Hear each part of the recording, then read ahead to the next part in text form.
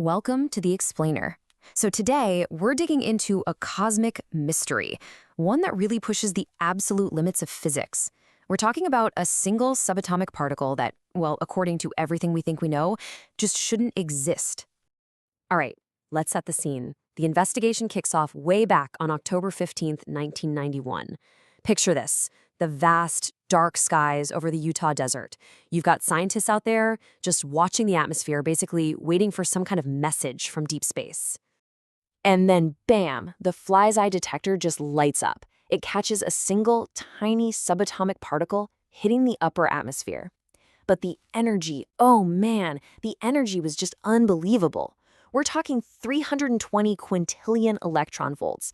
That number is so far off the charts, it basically broke all their models. It shattered everything they thought they knew. Yeah, the energy was so insane. The research team, well, they had a more colorful name for it at first, let's just say that. Eventually, they settled on something a little more family-friendly, the oh my god particle. And trust me, when you see the numbers, you're going to get exactly why they called it that. Okay, this table right here really puts it all into perspective.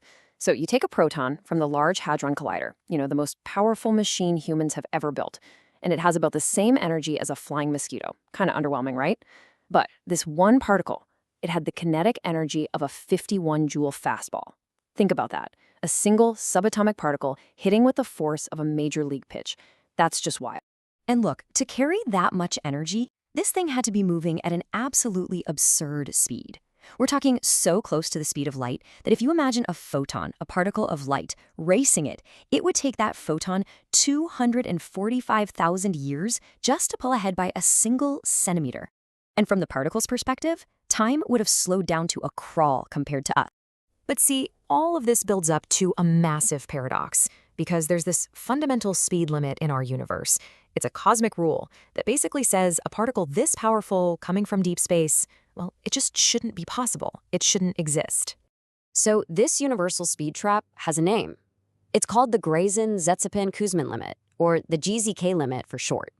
And this isn't some rule we made up. It's a physical consequence of the fact that the entire universe is filled with this faint radiation, the leftover heat from the Big Bang itself. It's called the cosmic microwave background. And here's the problem in a nutshell. As a super high-energy particle like this one zips through space, it's constantly slamming into these low-energy photons from that cosmic background radiation. Now, from the particle's point of view, those tiny photons feel like high-energy gamma rays, and every single collision sucks away about 20% of its energy. It's like trying to run through a cosmic headwind that just gets stronger and stronger the faster you go. So what this all means is that there's a kind of cosmic horizon. This energy drain is so effective that any particle with oh my god levels of energy just can't survive a trip longer than, say, 160 million light years. Any farther than that, and it loses its punch. So the source has to be in our own cosmic neighborhood. It has to be close. But here's the real kicker. When astronomers trace the particle's path back within that 160 million light year zone, they found nothing. I mean, zip. No supermassive black hole, no gamma ray burst, nothing powerful enough to fire this cosmic bullet. It led one scientist to sum up the problem perfectly with this quote. So for 30 years, the oh my god particle was basically a cold case, a total one-off anomaly, a cosmic ghost story. But then, in 2021, a second ghost showed up. And believe me, the mystery was about to get a whole lot deeper. Right, so on May 27th, 2021, a much more advanced detector, the telescope array, also in Utah by the way, it picked up another one. This particle packed a punch of 244 exa-electron volts.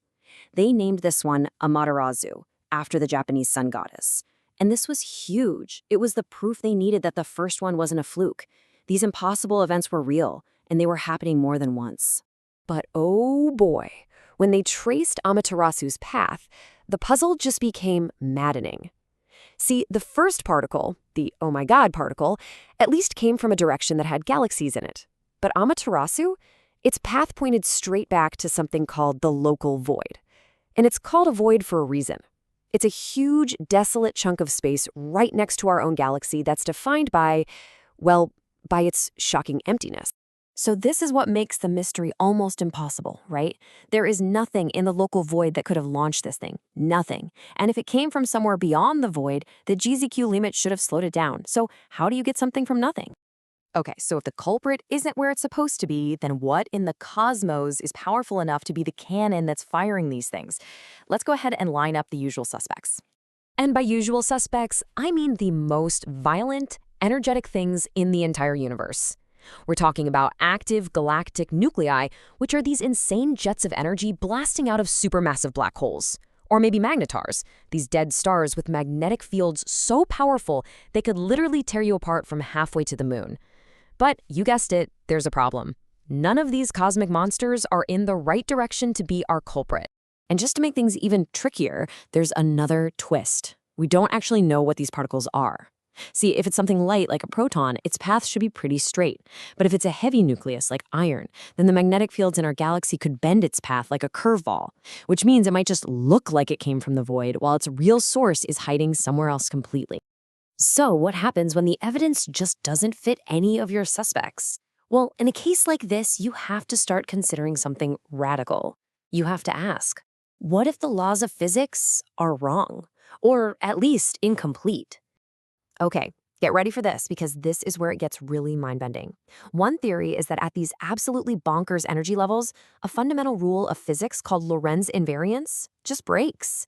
This would mean the laws of physics aren't the same everywhere, for everything, that they actually change at extreme energies. And if that's true, it could change the GZK limit, letting these particles travel way farther than we thought possible, all without losing their punch. And if the idea of breaking space-time isn't wild enough for you, how about this one? It's a theory called lava void cosmology, and it suggests that empty space isn't actually empty. It's more like a structured fluid.